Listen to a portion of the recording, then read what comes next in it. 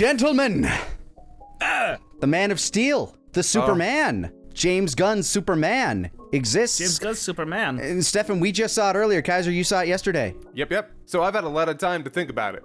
I've had very little time, but I don't think I need a lot of time to say that I really, really liked it. Really? I liked it a lot. Yeah? I also really liked it. Outside of some of the animated stuff and some of the comic books, might be my favorite Superman media. Ooh, that's actually really interesting. Yeah. I really, really liked a lot of it. And the stuff that I didn't like is frustrating, but not so bad that it overall dragged the film down for me in any way that, like, matters. I have some nitpicks, and I was getting a little pushback from Nick and Jesse when I started bringing them up. Ooh. But I have some nitpicks. I have no issue with people having nitpicks. There are nits to pick, but I think that this was a superb film. I think James Gunn fucking nailed it, personally. Like, that's my off-the-cuff, immediate reaction review. This movie was everything I feel like I wanted out of it. It was, heartfelt. It told a very human story about an invulnerable man. It had these amazing little emotional beats with his family and Lois. It had interesting characters throughout.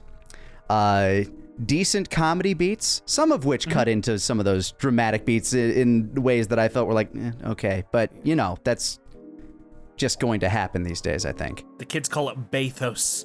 Yeah? Bathos. I don't think I've heard that one. Bathos. Oh, really? Yeah. No, that's a new one. It's funny. It is funny you said a human story about an invulnerable man. He's very much not invulnerable in this. But it's about what the people see when they look at him, I think, is the point. Right. Yeah. No, it is, and that is absolutely true in that it is a deeply personal, emotional story about what it means to be human, and that is exactly what Superman should fucking be, man. Yeah, man, it took all of my favorite things from a lot of Superman stories. Superman versus the Elites is probably the one that I think about most when it comes to Superman, his moral core, and what it means to be Kal-El of Earth. Yeah. For me, I always go back to, Superman versus the Elites, or Superman, What's Wrong with Truth, Justice, and the American Way. Or Kingdom Come, or... Well, and then one of my favorite, and this is funny enough, no surprise, All-Star Superman, I love it, and so did James Gunn. All-Star Superman. Yeah, so did James Gunn, who didn't borrow details specifically from All-Star, but was inspired by these different weird stories he could fit into this one overarching story. Aspects of Superman from like bits and pieces of things. Whereas like back in the day, most directors who would be going into a comic book film would like take one or two stories. Like The Dark Knight is just Long Halloween mixed with a few other like year one stories. Yeah. This film is so fascinating to me because it is a Superman movie for people who already know what the hell Superman is, what the DC Comics universe is, because finally we get another Green Lantern on screen, and it's Guy Gardner. Yeah. We get Hawk Girl, and we got Mr. Terrific, which by the way steals the show. Fantastic. Holy cow. Terrific, even. Yeah. His little James Gunn does this thing where he just has a character do a montage with a fun little psionic weapon. The orb scene with him, fucking great. I compare it to Yondu's. Loves little guys flying around. Yeah, I compare it to like Yondu's arrow scene in like the second movie. It's very similar. Yeah, and it helps that James Gunn loves to move that camera. He is so dynamic with this camera, which is good when you have a billion things going on screen.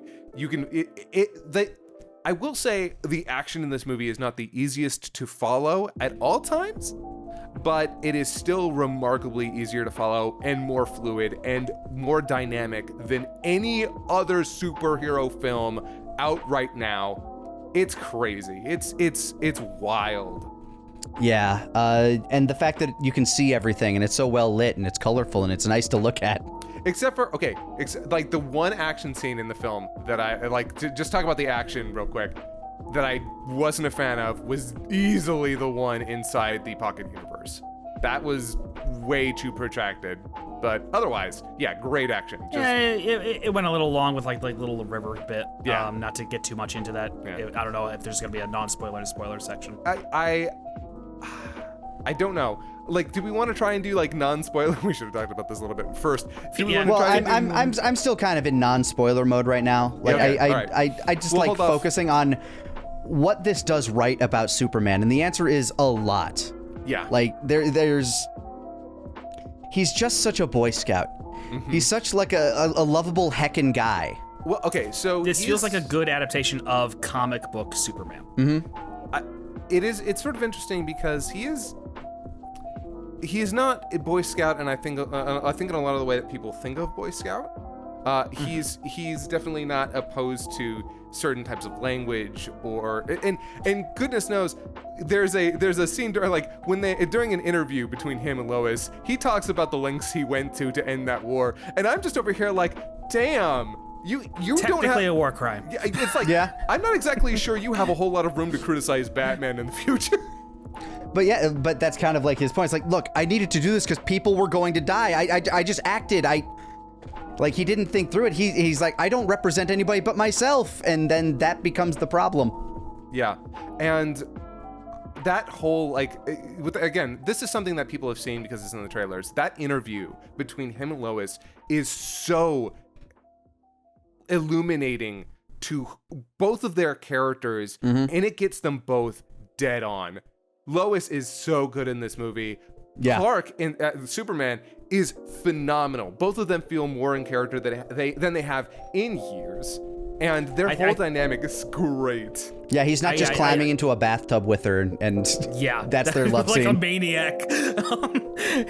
But I honestly think that scene in like the apartment is probably the best written scene of the entire film. It's That or when he that scene with his dad is also very strong. It's very impactful. It's strong, but I think in terms of just existing in a bubble, that one scene. Yeah, is the interview is absolutely the yeah. tent pole of the two characters for sure. Because you could watch just that scene and have a full story and feel like you know these characters, and like that would be a good short film made by a fan where you'd be like, well, who the fuck is this? Yeah. And it is so great about illuminating their characters because I looked at some the interviews that James Gunn did about this, and him talking about how this is a story about a man who's down and out, down on his luck, about trying to come back. And you feel that because in that scene when he's actually arguing with Lois, he's at his lowest point, and he the invulnerable, immortal, strongest man in the universe just needs a fucking hug. It is sort of interesting that so we do start this film and we have this opening text, which I actually really like the opening text. Same. Real simple and effective way to get you caught up. It's very comic book. It's here's your premise. This just happened. Now. I'm one of the people who's not big on the text, this is one of those things that we were arguing about on the way back. That's fair. I was about to say this. I like the fact that it gets you all caught up very quickly, very easily. However, on the flip side, I think we should have seen him stop the war. I think that we enter after that has happened and we're dealing with the fallout from it, is actually a detriment to the story overall. Because by doing so, we have to infer a lot about what happened, how it happened, and how these characters feel. Now, to its credit, again, this is a movie for people who already know who Superman is. Right. And genuinely, if you don't know who Superman is... You will by the end of the movie. Yeah, well, yeah, you will. But, it is a little bit weird. And then again, I'm sure a lot of kids are probably going to see this, and there's probably a lot of kids too. This might be somebody's first bit of comic book media. This is somebody's first comic book movie. First comic book anything. So to that extent, it is a little bit sad that we kind of do start so media res. We barely cover any, we cover all the stuff in dialogue, and that's a little disappointing.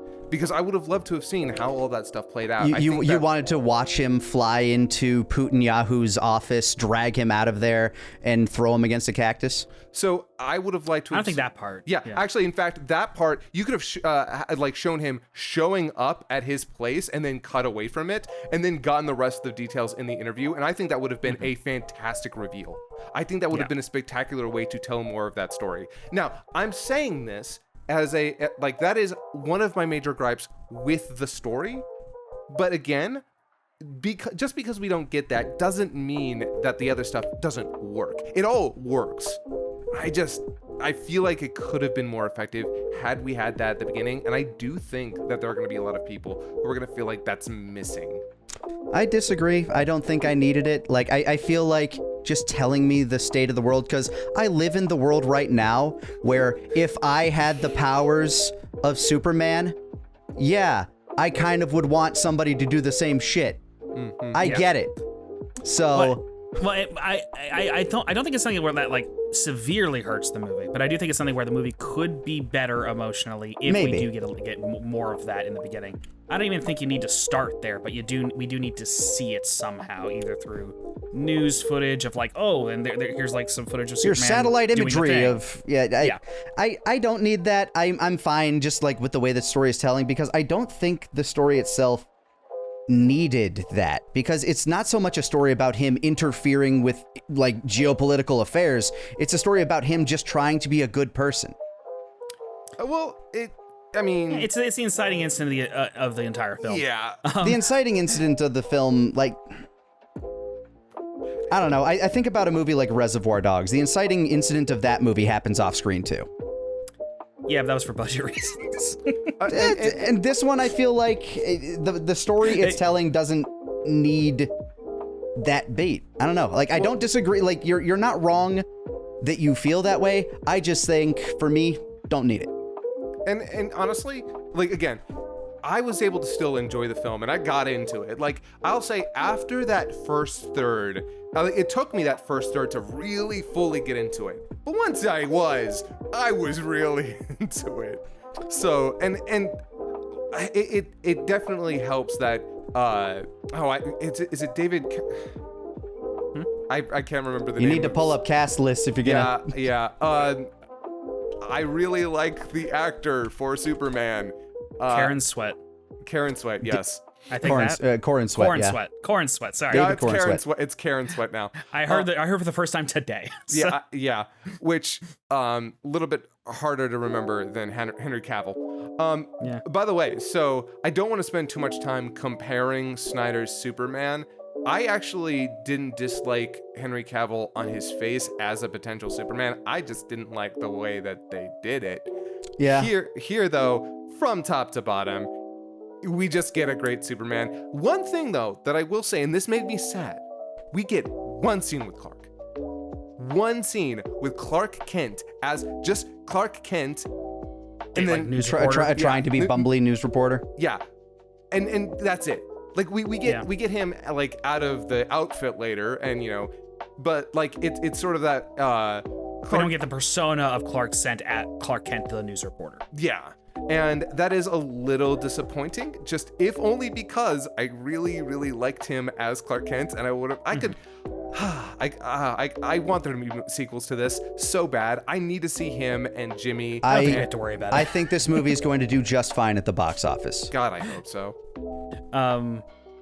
With this much positive hype, I think it's probably going to do fine. But it's also even like in terms of like even some of the anti-wokelers out there are like, yeah, it's good. Which, by the way, if you dislike this movie for moral purposes, you're telling on yourself. Oh, you really are. It's absurd if you come out of this movie being like, oh, it's like I don't know, he's just too beta. Like fuck all the way off. Garbage, like being kind to people. What do you mean you don't want to shoot brown kids? Fuck you. Jesus. Yeah, fuck you. That being said, I think a lot of them are going to make the excuses of it's too goofy or there's too much going on. That I can see. Can see. That being said, the one thing I do have to like kind of take away from this film, and again, I'm glad we're able to talk about this stuff without going too much into spoilers. The pacing. This film is stuffed. I mean, stuffed. It is 2 hours and like 10 minutes, I think. And it was not enough time because there's so much going on, and I genuinely wish we could have gotten more time with all of it. Yeah, it's such a, like, James Gunn, I think, did a really good job of presenting us a living, breathing universe with so many moving parts that you kind of want to focus on other moving parts. And I bet we will. Just give it time. But I think, like, that, I was going to say, like, that's, in terms of, like, comparing this to Man of Steel as, like, a franchise starter, like a jump start to a universe, much stronger. Yes. Not only because it's a better movie, but also because, because it's, it does leave you wanting more of the world. Oh, yeah. It presents you with so many which I think aspects. is, like, very shrewd. It might make this individual film a little overstuffed. Yes. But the fact that he does every individual element so well that you want more of it is good for the brand, like in a cynical way. But it's like he's also good at that because he's a good storyteller. Yeah, it's one of those movies that it feels like it almost demands a rewatch, which I say in a good way in this case, because I enjoyed my time with it, that I want to re-explore the movie again, to be able to, like, look at some of, like, the smaller bits and pieces, because I was able to pick up the big emotional beats. I was able to have, like, the nice fulfilling moments, but there are so many Easter eggs and just, like, little nods of little things that could be happening in this universe that I just found fascinating, and I think James Gunn did an extremely good job with that. I think that this is, like, firstly, I haven't got to this, as far as, like, Superman, like, on-screen depictions of Superman go, like, live action, by far the best. Like, it's not really a contest for me, and I know people love the Donner Superman. It's kind of boring. Yeah, the problem with the Donner dull film. The problem with the Donner Superman is not Christopher Reeves as Superman. He did a fantastic job embodying the character. It's just that the movie itself, especially by modern standards, is boring. It's limited, yeah. Like, but this is a much better adaptation of the Superman from, like, particularly, like, late Silver Age and, like, kind of Bronze Age comics. And, like, it's kind of going for that vibe of, like, this is a silly world, but the people in here live in it. And they live in it. It is remarkable to see, like, some scenes where there's just crazy stuff going on in the background, and the people out of reach of it are just chilling. Yeah. Yeah, they were able to evacuate an entire city very efficiently because this kind of shit happens on the reg. Yeah. And it's like the first, I think it's the first superhero film that very genuinely feels like the best version of what the comics gave us. Yeah, because you have Superman, who is, like, this powerful entity who looks at every single person, looks at every aspect of humanity, and only sees the best in people.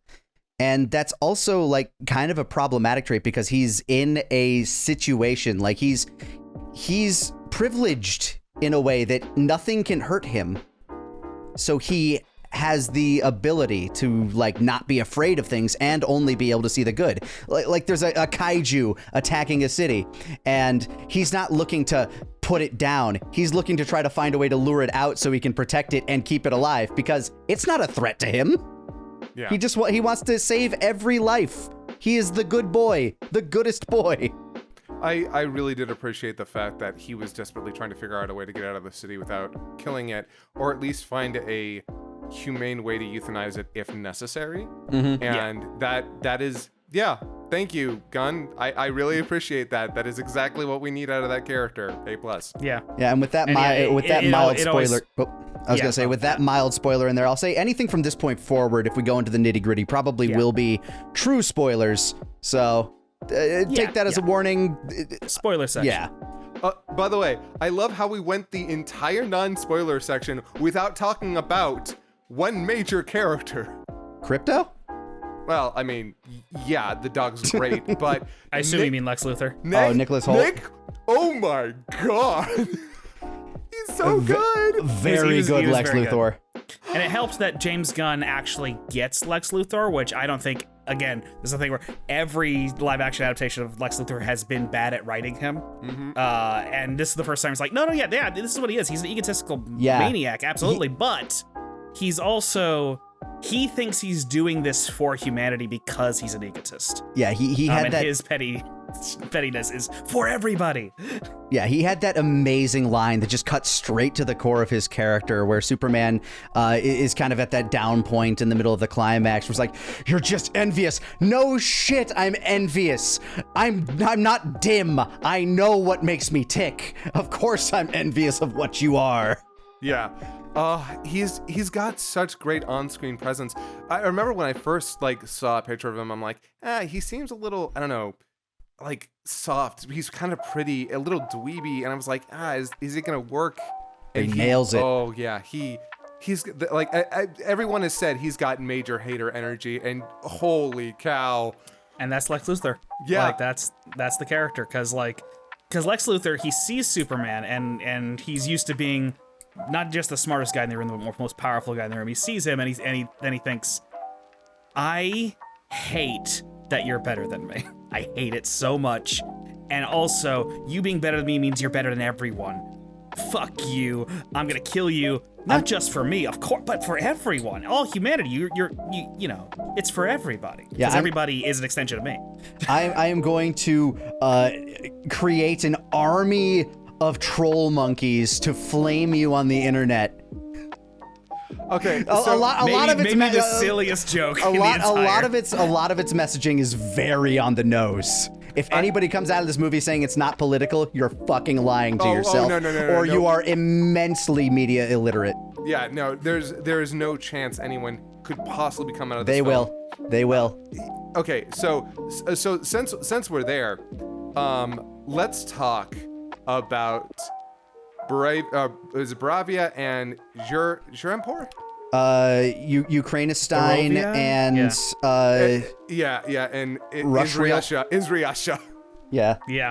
It sounds like we all sort of picked up on it was like a composite. Yes, it's a little on the nose again. You know, I didn't. So when I was watching it, my mind, because Bravia is so Eastern European coded, and it's all and they already exist in universe. And it's an invasion under the guise of liberation. My mind was like, okay, so it's just Russia, Ukraine. But then some people pointed out that the power dynamic is closer to Israel-Palestine, and so is the fact that Bravia in this universe is an ally to America. So Gunn managed to double whammy that, which is pretty impressive. And also the Jarampur, people are also all portrayed as clearly Arab coded. Yeah, which they are in universe too. Young Justice, I believe, is the most recent adaptation that I recall. Oh, that's you're the most right. obvious that's the most obvious sort of allusion to Palestine. Yeah. In the movie. Yeah, and so God, when I was watching it, there was just a part of me that was like, okay, little on the nose, but also bravo going this hard. Damn. Yeah, the messaging, like I said, the messaging in this movie can come off as a little preachy, but kind of in a way that I think is needed, and in a way that I like, because it's only telling you look, stop giving power to shitty people. It's good to be a good person. It's good to like and want other people to live. So I am of two minds. One that I'm just not listening to, which in that part is, there is a part of me that can see how a lot of people might want a little bit more escapism from these movies. They want to be told, they obviously want good messages, good themes, etc. But the fact that it is such a stark allegory to a current problem is probably going to make some people feel a little tired and frustrated, because frankly, it is inescapable nowadays. The news is constantly putting this in our face. So I will say, while I was wholeheartedly on board for this message and this story, I will understand if there are some people who are going to get to this movie and feel a little exhausted from seeing this in the film. I get that, but it is kind of escapist fantasy in that the all-powerful character is an altruist. So, well, and I think it also goes back to James Gunn actually paying attention to what the roots of the original Superman comic are, as in the premiere of Superman, which is that it was a fantasy of this hero opposing awful powerful people with his own different power and his own strong moral stance. Because like the original Superman comic, like he was going after rich guys and like kicking their asses and threatening them. The entire thing started as a criticism over Hitler's use of the word Übermensch. Like what would a real Superman do? He wouldn't be a fucking fascist dictator that tells you how to live. He just wants to see the best in people. Yeah, it's sort of remarkable. We've been getting the best version of Captain America in years, Liam. We were getting. Now it's over, obviously. But whoa! What do you have against Anthony Mackie? His movie sucked. Oh, well, there's that. I like his show. Yeah, no. When it comes to Captain America, we've been nailing that shit. Now we finally get Superman, and it's like, there we go. We're back on track. We know what we're doing again. Yeah. And the actor portraying him also he really does nail it. He makes it seem effortless, and that's always what you want. He seems like such a you don't want a guy who's like, hello. Yeah. You want a guy who feels like a guy, and this is just who he is. Oh yeah, he's kind of a goofball. Mm-hmm. Like he's not afraid to look dumb while he's trying to save people. It's actually the reason corny. Like he wears the trunks. They describe him wearing the trunks because he doesn't care that he looks a little silly. He wants to be a little silly. He wants to be approachable. It's disarming. So I want to I'm skipping all the way to the end here to make this point. But spoiler time, yeah. But I'm just saying, skipping a bit. But there is one part. It's right at the end where Lois says, "I love you," and it was like she was waiting that entire time to finally say it, and she says it, and the stupid fucking grin on his face. Mm-hmm. Yeah, that was good.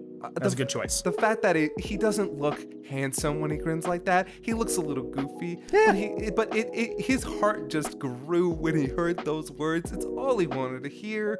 And that fucking rules. The emotional core of their relationship was so well done. Going back to that interview piece where he's at his lowest. And it's a moment where he probably would have really wanted support. Like he wanted to ask for it, but he can't. Like he's like, okay, I guess we'll do this interview. Yeah, we're just doing a nice date. This is our anniversary kind of thing. And then she does but she's looking at him and she sees Superman. She sees the unbreakable man. She doesn't think of him as somebody who just needs support. And then finally, he gets beaten down again. She meets his family, and god damn, I love this version of Ma and Pa Kent. Yeah. They're not super present, but their use is so perfect. They're so folksy. She calls Pa Kent a big old mush, and that is just so folksy, and I love it. And it's my favorite interpretation of Mom and Pa by far. So I'll say this. I was expecting them to be a little bit more how do you put this? The Ma and Pa Kents that I have seen are a little bit more eloquent. Not they're obviously not city folk, but a lot of the ones I've seen are a little bit more traditional. It's hard to say. A little more American Gothic. Yeah, a little bit. Here, they feel so real. Mm-hmm. They feel a lot more like people I knew in the Midwest living in Kansas. Ma Kent leaning over the phone, yelling into the speakerphone. Yeah. Well, and the fact that Pa is clearly a guy who's not generally very open about how he feels. But when he does, it just sort of pours out because he keeps it bottled up. Well, no, he's a big old mush. Like as soon as he's around people that he trusts, I think it's very implicit that Pa Kent is very much core to where Clark Kent gets his love of seeing the best in the little things, because he tells that little story about going out of town to get a burrito just like the one they used to have down the road, just enjoying these little things and looking at him and just genuinely saying how proud he is of his son. Mm-hmm. That is key. I think I saw you getting actually a little teary during I got teary-eyed a few times, and that was one of them, because that's such a core emotional part of who Superman is that looking into somebody and seeing the best in them and just being able to say, you've done good. There's good you can do, and I'm proud of you for that. Yeah. And it's not until those scenes where Lois finally starts to see oh my god, he is just that little boy, and he's broken and he's beaten up and he needs a fucking hug. And when she hugged him, I'm just like, oh my god, I want a hug. But I was getting the impression that Pa Kent is normally kind of a taciturn man. Not in a like. Not I'm gonna go die in a tornado kind of way, but yeah. But like, because usually Podcast like portrays like, well, you know, Clark, I'm gonna give you a little bit of fatherly wisdom. Here we go, and like sort of leave it to Beaver ass shit. The Smallville, like CW Smallville kind of way. Exactly. Yeah. That's also one of the more fleshed out Jonathan Kents we have. It kind of had to be 8 seasons. I mean, and that's the kind of Jonathan Kent I'm used to. So getting these two, it actually, I wasn't sure how I felt at first, but they warmed up to me right quick. He feels like a guy who doesn't understand what you mean by pronoun stuff, but he will respect it, and he'll be like, sure, yeah, whatever you say, I'll yeah. If he knows it means something to you and he cares about you, he's like, all right, yeah, sure. And like, you know, when you first meet him, you're like, oh, I don't know about this guy. And then he's like, you know, I think that Trump fella's a real dipshit. Yeah. No, he is. Oh, you know, that's exactly what what Ma said. Oh, that guy's a dipshit. I hate that dipshit. Funny enough, that reminded me of my mother-in-law. So, not to get too personal, don't have a great relationship with my mother, but my mother-in-law, she, on the other hand, is phenomenal. She was a nurse. She's retired now. And it was funny because she lives up in Pennsylvania. The first time I met her, I was like, oh, you're a little conservative. But she was like, I hate Trump. He is such a piece of shit. And I'm like, oh, okay, cool. We're great. Yeah, it's refreshing when you meet people like that. Yeah. So seeing that like embodied in these characters while their son is going through the trenches, like, you know, Lex Luthor has his monkey farm typing shit about him online. Like everything maybe he's the one doing, part that I think is like that's a bit much for me. It was super on the nose, super on like. I do think it's funny, but like the whole, it really, I cannot believe he took the 12,000, monkeys will write Shakespeare and just was like, now I'm gonna make them into a troll farm. Yeah, rage farm, like with electrodes snapped to their brains. But here's the thing, if you change it from a bunch of monkeys with electrodes, and make that just a normal troll bot farm, that's the implication. Yeah, all they've done is add this ridiculous element to it, but even if you took that out, it would be functionally the same. So and that's why that's why I was like, okay, I'm only gonna allow this because this universe is already setting up for there's just a billion crazy things going on at all time. It's just satire. That's all it is. It's satire. And I'll give it that. It's very Grant Morrison. Yeah. Oh yeah. The Morrison DNA runs deep in this film. The fact that Superman is just this tale of this man who he just wants to do right, and probably like the biggest spoiler in the movie is the fact that his parents were Kryptonian supremacists. The L's weren't exactly a great people, but that is also incredibly comic accurate to like how Krypton is often portrayed. And it's kind of important to the story where he, raised by Ma and Pa Kent, became this good person because that's what he believed he should have been. Like, he only heard the part of the message, like the first half of his parents' message, before all the racist shit. And now, because Lex Luthor stole it and presented it to the public and somehow immediately translated it, he's able, like, you got people out there like afraid of him taking over the world and replacing them and having sex with their women, and the allegory is very thinly veiled. But I'll also say this is not in any way a critique. It's just an observation. I want to commend James Gunn for recycling very effectively. He may have been your father, but he wasn't your daddy. Yeah. So without having to say it. Yeah. As an aside, by the way, I always forget his name. He's been in a ton of DC material that I have watched, but the Carl Tuckerson stand-in was that guy, remarkable. Like, it just very good, like almost seeming normal, but like too smarmy at the same time. Yeah. Oh, the smarm is what sold it. By the way, also shout out to Sean Gunn being Maxwell Lord for like a for one shot. Oh my god, I loved that. That was so phenomenal. And it's fun to know, like, oh yeah, that's a good role for Sean Gunn. Sean Gunn's good at playing like assholes. Yeah, that was when I saw that, I was like, Because Maxwell Lord doesn't show up the entire film. He gets that one shot, and I'm like, okay, way to go. He'll be back. And God help me. Again, if we get a sequel, I hope we get something with him, because that would be great. There'll be more parts in the universe. I'd be willing to bet he'll show up in Peacemaker season 2, if anything. Yeah. It's also smart to hold, with just talking about just general stuff, casting stuff, bring Nathan Fillion back. He played TDK in the Suicide Squad. Fuck it, he's also Guy Gardner, because he's a really good Guy Gardner. He was. And for people wondering if Guy Gardner's like this in the comics, he's worse. Way he worse. Made him nicer.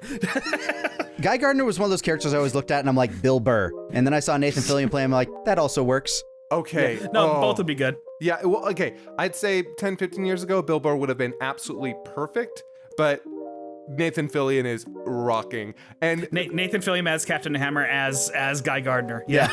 Yeah. I cannot get over. It's so immature, but the middle fingers. Funny. I was losing my shit. I thought that was stupid funny. Now I will. But it was also a badass moment of showing that how powerful a Green Lantern is. Just one Green Lantern. Yeah. Which when more Green Lantern stuff comes in, it's gonna be a fucking blowout. Now that being said, there's one thing. And this is a general take on the film. I like Gunn. I think Gunn's humor is hit or miss in this particular movie. Yeah. I think for me it was more hits this time. It was more hits. Really hit or miss for me.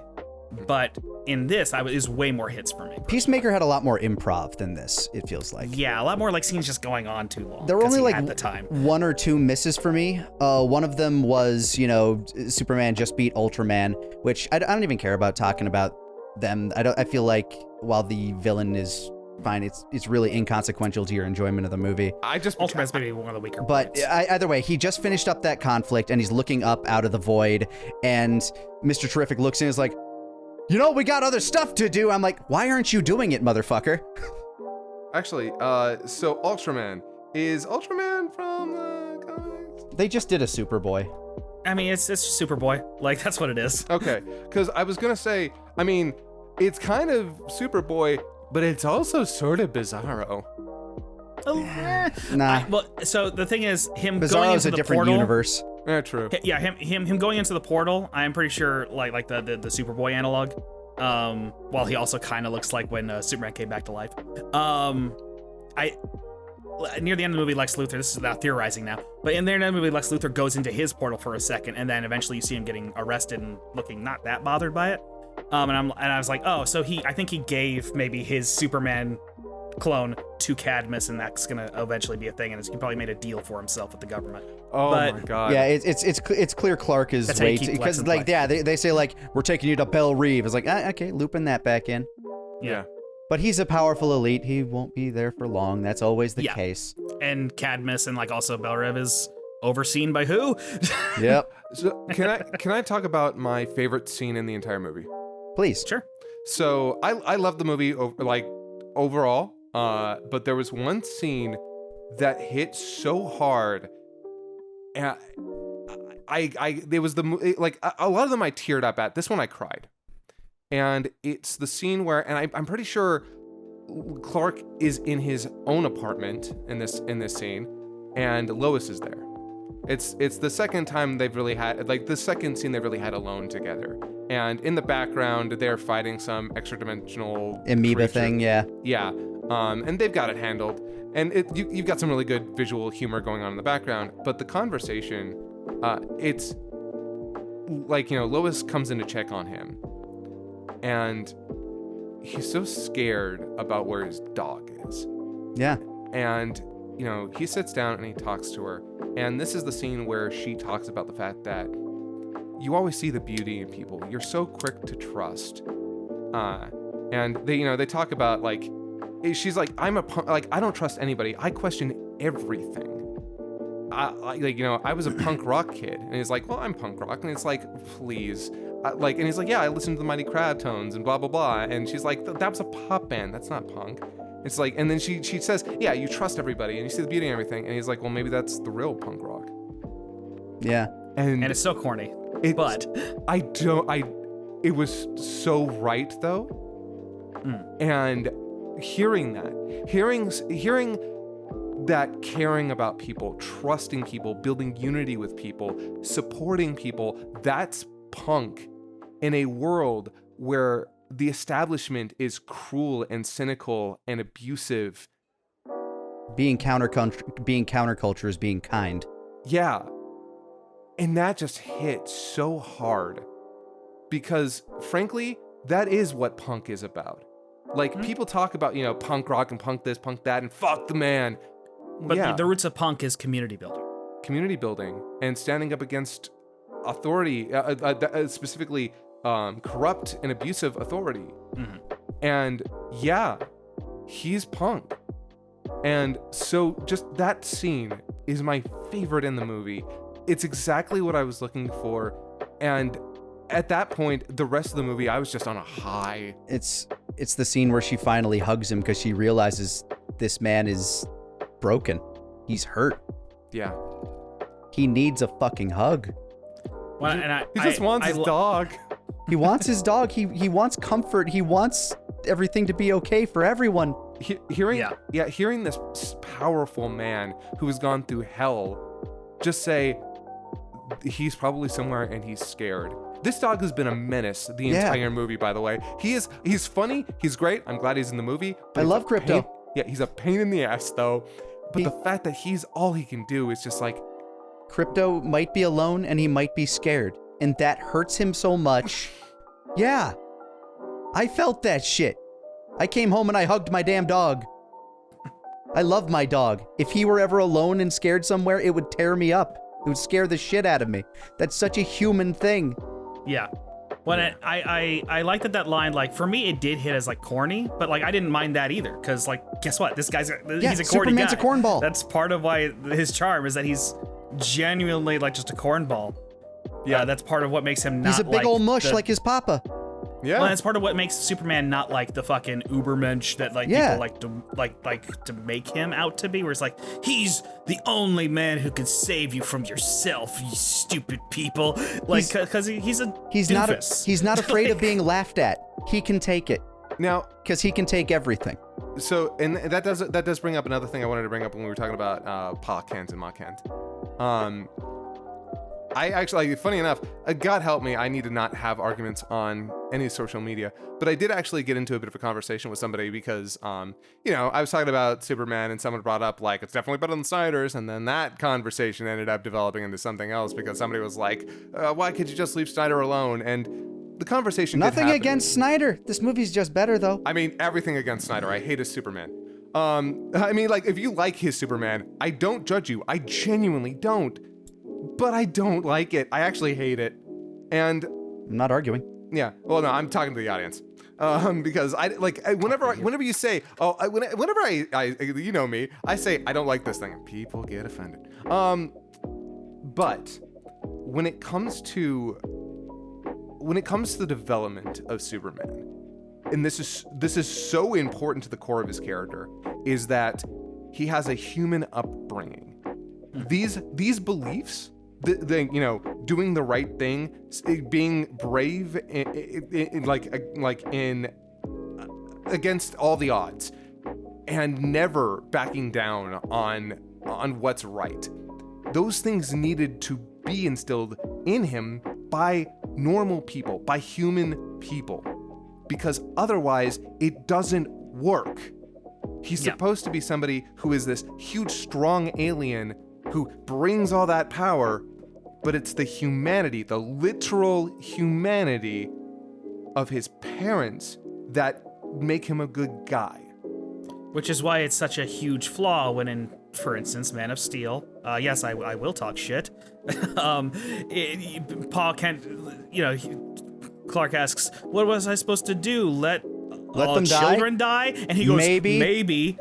Jonathan Kent would never say that. And ever. Look, and here's, so And I get that. I get what that scene is about. That scene is ultimately Pa Kent I want to saying that protect my child. But and also saying that his son can grow up to be someone great, but if things happen too soon, if people find out, he might lose that ability. It's all about the long game. The story is trying to make a father who wants to see his son grow up into someone great like that, but is scared that if he acts too soon, it never will happen. And I get that. I really do. But then they sacrifice the moral core of the character by doing that. Yeah, just. I'm just saying this Superman didn't snap a neck. Although, okay, I will say this though, he was more than willing to let Ultraman just fall into that black hole. That felt more like a metaphorical him beating himself kind of thing, but yeah, but that was also another person who is now dead, kind of directly related to his actions. But he didn't die. Okay, it is. Okay, he doesn't know that. I think he knows what he was. Look, you could say the same thing when he was beating up all the, what the fuck do you call it, stupid flying men, raptors? When he was beating up all of them and just lasered the shit out of them. He didn't check on them. He doesn't know if they're alive. Both Quinn and I were driving home from the movie, and he was like, okay, I don't care how many of them you show falling on the ground while groaning. There's no way one of those motherfuckers didn't get cut in half. Or at least be paralyzed. Like, they fell hundreds of feet. Yeah. Well, it's one of those things where, like, if you want good action, you do have to, at some point, just accept Superman has super hearing, super senses in general. He can hear all their heartbeats. He knows they're fine. Yeah. And he has a very good understanding of what his power can do. He's so good, he only hit the electronics. Nothing bad happened to any of those people except for a little owie when they landed. I will say this, though. The action in that scene, first the twirling and then the disco ball. I love all the spinnies. Oh my god, yeah, that's dual barrel roll. Yeah. And the fact, oh my god, during the fight with what's her name, the engineer. Yeah, the engineer, where she just he grabs her and uses her as a weapon. And I'm like, it's like, you can take this. You can take this. I need to get out of here. You're trying to strangle me to death. Yeah. You're made of nanites. We're good. Yeah, going back to Crypto, I loved how they used him in the climax. It was like, okay, you can see everything. Crypto, go get the toy boy. And he just starts going after all of Lex's cameras that he's using to basically play a fighting game using Superman Jr. It's a basic planting and payoff, but when you do it well, it feels like magic. Great. Yeah. I loved both payoffs with Crypto, both that and eventually seeing his owner. Yeah. I love Trainwreck Kara Zor-El. Yeah, that's such a fun take, and it feels like a tee up for like whoever's gonna handle her. Like some like all women team, I assume, like handling her, giving them a fun character. I don't know. Like it was just so fun, and just like her walking in, just like after like crashing at some alien planet with a red sun over the weekend, comes back. There's my dog. Dog just starts beating her up. Like yeah. She's like, she's the one that encouraged all of his bad behavior. Yeah, Forrest in the background, like, see, that's why he has behavioral issues. No boundaries. And then she just leaves. Bye, bitch. By the way, everybody keeps casting Alan Tudyk as robots. He's good at doing it. Keep it up. So that being said, I'm not sure how I feel about that Kara Zor-El. I don't hate it. I love her. It is also just one of those things where like, oh, okay. I mean, it feels a little too much in line with what Gunn would do.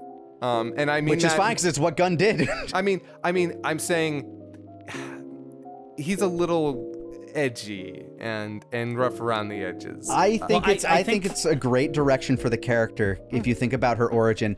She was sent to Earth while he was a baby. She took longer to get there. He grew up on Earth. She shows up, has nobody to look after. She just wants to be a young woman and go have fucking fun throughout the universe. And I'll say Supergirl, and I'm sure there's good versions of Supergirl out there, but she's often written as Superman Light. Yeah.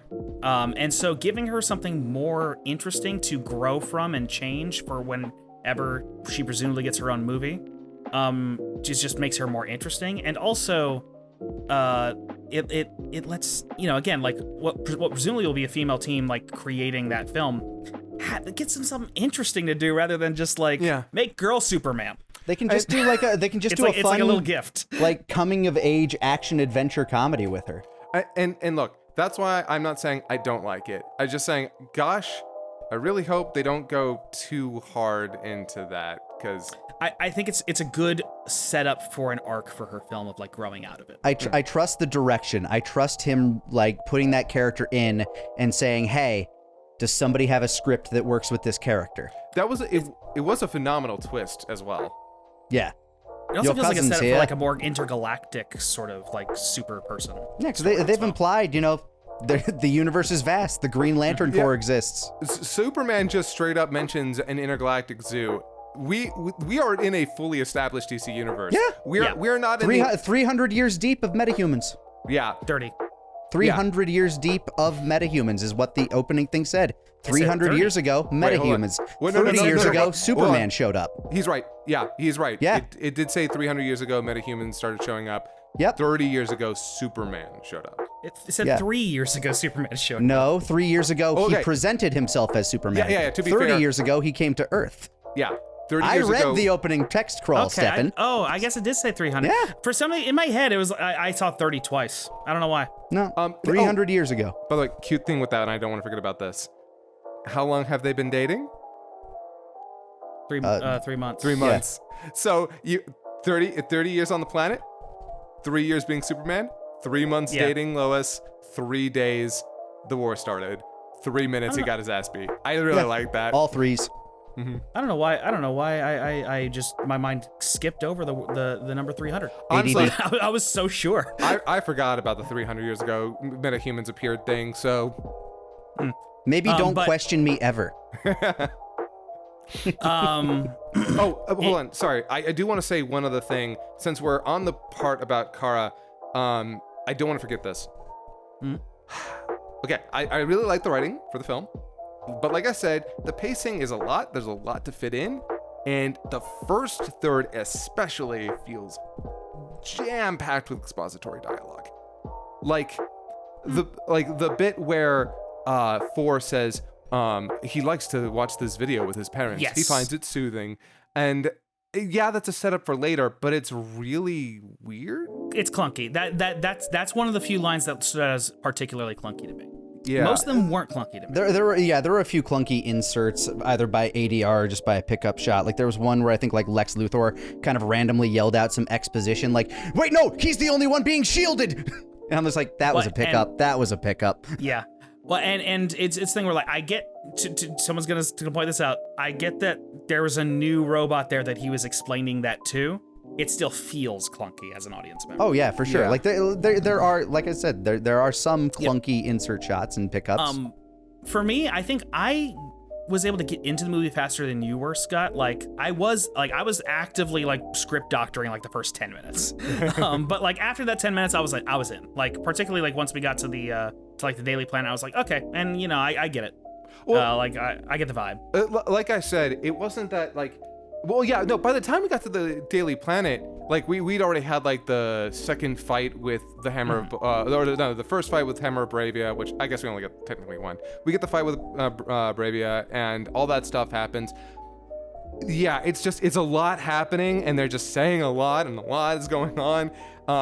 Also, one other part, and this, I don't know why this bothered me so much, but it was another one of those instances where I'm like, oh, okay, I guess we needed that dialogue to understand her motivation. But when she's like, you don't need to tell me, Lex, I sacrificed my body for this. And I'm like... That one also hit me as like slightly clunky. Yeah. It felt like I'm going to say how I feel about this, and yeah. It's for some reason this is the image I like, but every once in a while you hit a line where you're like it's like you're a fucking sommelier and you just like sort of like something's off. Like, you have to swish it around your brain a little bit before you figure out how you feel about it. Yeah. Speaking of divisive, how do you feel about fuckboy Jimmy? I thought it was funny. So it's an interesting take on Jimmy. I don't dislike it. Unfortunately, I do have to say this. While I appreciate like what they ultimately did with her character, and the fact that they tied all of her stupid selfies back into the plot, a lot of setup and payoff in this movie that I did not expect. And I gotta give it to them for that, because you know me and good setups and payoffs. Mm-hmm. Yeah, she's set up to be this very shallow character, but turns out to be like she is very shallow, airheaded, but she's also just crafty enough that she gets the stuff in the background of the shots that she knows is incriminating, and she knows it is. Okay, she feels like a character who will definitely be stronger over the course of more films. I don't think she needs to be, but I'm curious. I think it's necessary. I don't know if the film made it obvious to y'all. I wasn't sure whether or not she was intentionally doing that and figured it out after, or she was. Like, it did not feel obvious. Okay, but do you think she was intentionally doing that? I think she knew she had incriminating stuff. Otherwise, she wouldn't have told Jimmy she had incriminating stuff. Yeah, I know she sent that to him because that stuff was there. I was just wondering, so do you think that she was intentionally getting those selfies with that stuff in the background because she wanted dirt? The way the character is portrayed, it does not feel like that was her but if they methodology. Decided she was, I would buy it. Yeah. The only reason I say that it doesn't feel that way is because she gets caught so easily, and she's not very good at the act of espionage. I think she might end up being a character like again where they kind of have like a small note at the end where it seems like Jimmy actually does kind of like her a bit.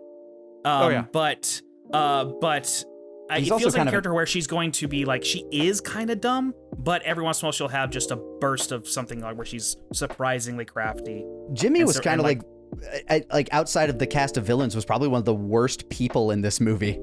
Because she literally told him in the scene where they met up face to face that Lex had kind of like vaguely threatened her by telling her that he has an interdimensional prison where he put his exes. And Jimmy, still from that point on, is just kind of like stringing her on, knowing that that could be her fate. Yeah, unfortunately, it does kind of feel like... Okay, so it does sort of feel like Jimmy doesn't really fully grasp what the situation. Yeah, and I would like to chalk that up to the fact that unlike Lois, and unlike a lot of these other characters, he's not been in a lot of this shit. Like, he's been more on the side... And I understand that he doesn't understand she's in real danger here. And she told him about the interdimensional prison where he keeps his girlfriends, mind you. Yes, but that's really abstract. Like you. Well, and he didn't know where she was when she was saying, "I have evidence." Yeah, there's a lot going on there. I can understand why he's being a little fast and loose, especially considering that. And no offense to her. This was important, like more important ultimately than what was ever going on with her. And she did have weird toes. That was such a weird plot. That's such a Seinfeld thing. Yeah. It's just a Seinfeld bit. Yeah. It really is, because like also she's kind of annoying. Yes. Yeah. But also like there's a strange beat where like she says where Lois says to him like, "Your hot ex-girlfriend." He's like, "She's hot? What?" Yeah. It's like, how do you like she dated you? Yeah. No, the fact that it took like Lois saying hot girlfriend, he's like, "Huh, I never thought about that." It's like, God damn it, Jimmy, what is up? What are you doing? Well, he weirdly pulls so he's got like this he's got that strange... Pete Davidson thing going where like dating the hottest women you know, and then you look at the guy and he's like, that guy? I just want to know what she sees in Jimmy.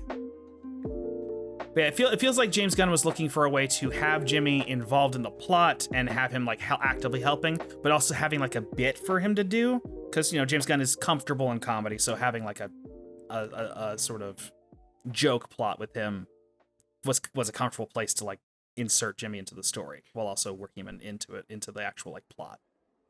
I think we got enough. I also, in terms of the Daily Bugle cast, I think we got enough of Perry, but I would not be opposed to more Perry in the future. I liked Bunkus Perry. Perry was fun. Yeah. He's like he's like fucking god damn it. How did I forget the name? The guy who runs the A-Team. The M name. Max Lord? No, the A-Team from the television show, The A-Team. Was it Steve? No, it's like an M name. Murdoch. We're not old enough. Murdoch. Oh. Murdoch, that's it. Yeah. I feel like that was that 8? Or was that the hit? Was that the other guy? I thought that was MASH. Whatever. Who knows? I know Face Man was A-Team. But yeah, no, it's all Hannibal. Yeah. Murdoch was the other guy. Either way. Superman, thumbs up. Same. Oh, yeah. Another scene that I really liked, and I'm glad they didn't pull their punches here, although, damn, it's dark. The Russian roulette scene. Oh, yeah, that was impactful. Yeah, the moment I saw that, I'm like, oh, So are they gonna stop before? Oh fuck. Yeah, Okay. doing it on 2 was a really good call. Yeah. Oh, like that caught everyone in my audience off guard. Like, and again, it's dark, it's painful to watch, but Yeah, and Lex just like, I thought that would have gone longer. Oh well, I'll go grab somebody else. yeah, it's. Whew. Real strong.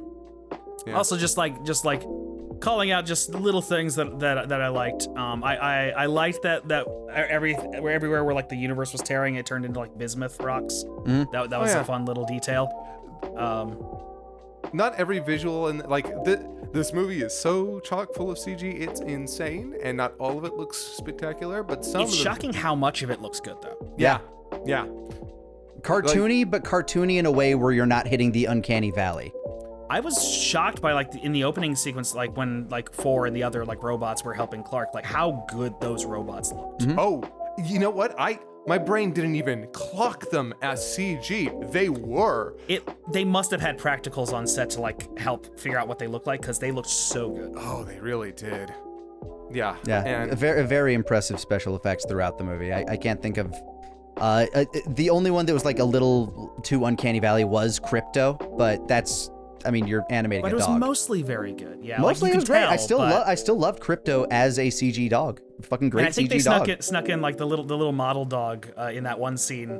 Like I think that was the model dog for Crypto because he looks so similar. James Gunn's actual dog. But was Crypto? Yeah, James it's based Gunn's on his dog. Oh, that's cute. that's great. Oh, okay. Also, save the fucking squirrel. Really? Okay. Yeah. No, yeah, I loved it. I thought that was another one of those little touches. I'm like, This Superman's that's him. an animal lover. Like, and He wants to save all life. That's the like even the giant monster. Him and Mr. Terrific is like, yeah, I was just trying to find a way to lure it out of the city so we can maybe study it. Really, man? yeah, and it's worth calling out that like James Gunn loves to like take a not well-known character from comic books and just make you be like, oh, that guy's the coolest guy who's ever existed. And they did that with Mr. Terrific. Yep. Also, the best live-action version of Green Lantern shown, just in when it comes to like Hard to argue. showcasing the actual abilities. Yeah. Hard to argue with that one. I haven't seen. I think maybe there's been a Green Lantern or something in a CW show that I've never seen, but hard to argue that this is the best Green Lantern on screen so far. Yeah, Berlanti didn't get to make his Green Lantern show, I don't think. But nah. Yeah. I just and I know I'm the billionth person to say it, but I still gotta call out. You got Nathan Fillion as a Green Lantern, and you went with Guy Gardner, A+. No, that's perfect. Yeah, that's so funny. And it's a very smart choice to hold off on Hal Jordan. Or Jon Stewart, which I think they're going with Jon Stewart, and Hal Jordan's actually going to be an elder statesman.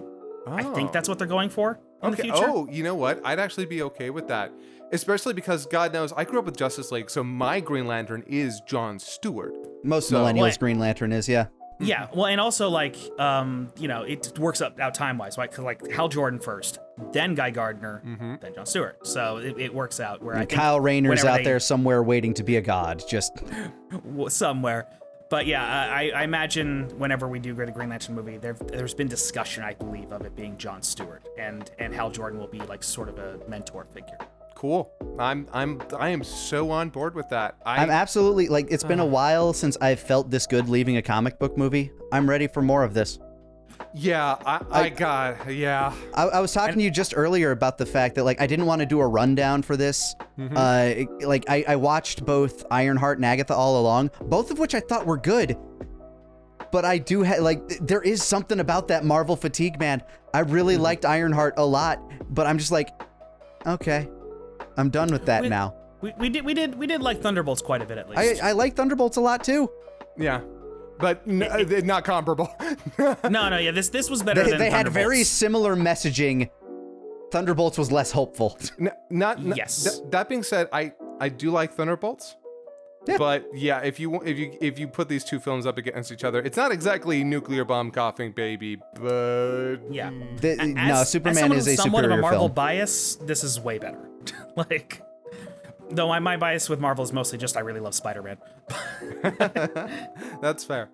Yeah, I'm really looking forward to more from this universe. I think they've like you said, this movie is great on its own with some flaws, but what it really does is sets up for a universe that is wide and crazy and wild. And wacky, yeah. Well, and I think also like it almost feels like I like as like a long time like comics person, like sort of on the fringes. I'm not like a comics fan, but I've always been absorbing it, and it feels it's weird. This is like finally things are right in the world because Marvel is doing the like it's kind of like an analog to our world, but like it has superheroes in it, and now DC Comics is like, no, this is a comic booky world. That's crazy. It's like, that's the way it's supposed to be. It's not supposed to be DC's the dark one. Yeah. Yeah, no, like, okay, I love The Dark Knight. I like two of those movies. The third one obviously has way more problems than the first. I like all three. Yeah, but you know, everyone's fine. They set a tone. Honestly, during that entire period, we had a tone where it's like, oh, Watchmen and Dark Knight and Man of Steel and BVS, where they're dark and they're gritty, and I'm just over here like, oh God, please. God. No. Can we have some fun? Well, that's also when Marvel was fucking like just getting started. Like like Civil War was happening when Batman vs Superman came out. You know, like it was still kind of bright and colorful, and all the characters were so good. And now we have something bright, fresh, new, and it's Superman, and it's the arguably the best movie adaptation of Superman we've ever gotten, and he's just like perfect to the T. The character, everything just feels right. Look, I've never seen the original Superman 1 or 2, but or 3 or 4 even. Okay, yeah, nobody's seen 3 or 4. Literally nobody. It's wiped from conscious of all mankind. I grew up with a bunch of different Superman stories. This is my favorite interpretation of him outside of like the original Superman Adventures, Justice League, and all that stuff, and Bruce Timm, and All-Star Superman. Like, here we go. This is yes, more, please more. Yeah, this is like the inspiration we like people who like these characters generally would want to see. Like, we want things to be inspired by like the fun comics, not like the Elseworlds craziness. Like, we want this craziness. Now, and yeah, like Grant Morrison's like love of comics is more fun to adapt. By the way, very quick aside, if you like crazy, wild, weird superhero shit, check out Batman vs. Yakuza League. Not gonna lie, I actually really liked it. Interesting. It's a superhero movie, whole hog, and it does some very, very interesting stuff with Harley Quinn and Wonder Woman that made me laugh a lot. I'll have to take a look at that. Speaking of Batman, I know we keep trying to like wrap this up, but I don't care. I could talk. But I do want to just open up a quick little tangent. How do we think the Batman and James Gunn doesn't know how the Batman's gonna fit into this shit? Yeah, like clearly the like Joker like all that stuff's over, but like the Batman's still a thing. Well, the thing is with like the Joker and his folie à deux are considered a separate universe. I don't know, like it feels like I haven't heard whether they're stuffing the Batman into this universe. I don't know how it would fit, especially with how especially with how the world has been portrayed in the Superman movie. So I don't think those two will gel. I feel like they kind of have to be an Elseworld, otherwise, If I may, go. Keep Batman out of it. Just don't. I get it. Everyone loves Batman and Superman. I get it, but you don't need it. It's implausible, though. Yeah. Well, it'll be interesting to see how and if they'll just keep the same actor in the same role but have it be an alternate universe. I don't fucking know. Go ahead. We'll see. I don't see a universe where all of that shit, like how the show The Penguin can happen when they have a international superhero league that can clean something up. Yeah, actually, that So that is a remarkably good point. I don't want Batman in a universe with metahumans, or unless the metahumans are like villains or At whatnot. least not this Batman. Yeah. This Batman can't work. A Batman absolutely can. Maybe even I feel like it's a great time, honestly, for like a more like just a little more comic booky Batman, but we have the Batman going, so like now it's a bad time for it. You know what kills me, by the way? Like, I loved Ben Affleck's Batman conceptually so much. Yeah. Like, everything about him until we get to actually how he's utilized. Son of a bitch. It feels like an approach that could work in this one, where like Batman's like a little older and a little more experienced. Yeah, where he's and, like, a little more like the animated almost in series the Dark Batman. Knight Returns territory. Yeah.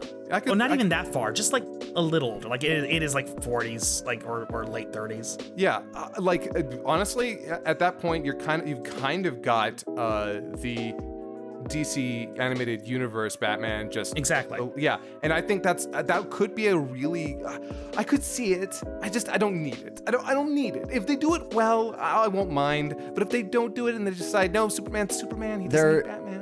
It's that same question you have right now of how the hell is Marvel going to handle mutants? They're gonna have to do it right, or it's not going to feel good at all. Look, I do have faith in James Gunn that he'll be able to pick up the ball and run with it. Yeah. He's given me no reason not to trust him so far. Yeah, I mean, I gotta agree. So far, like you said, so far, I'm looking forward to Peacemaker season 2. Ditto. Suicide Squad. Oh, and that cameo. Oh in this yeah. movie. Oh. Yeah. Oh, I was so happy. And not to mention just like, sorry. I could just talk. Yeah. But what did you guys think of Superman out there? Did you enjoy it? Did you hate it for the wrong reasons? Are you gonna tell on yourself? You gonna do it? I dare you. Are you gonna tell us how you're gonna unsubscribe because we hate conservatives? We do. Yep. Anyway, free Palestine. Have a good one. Absolutely.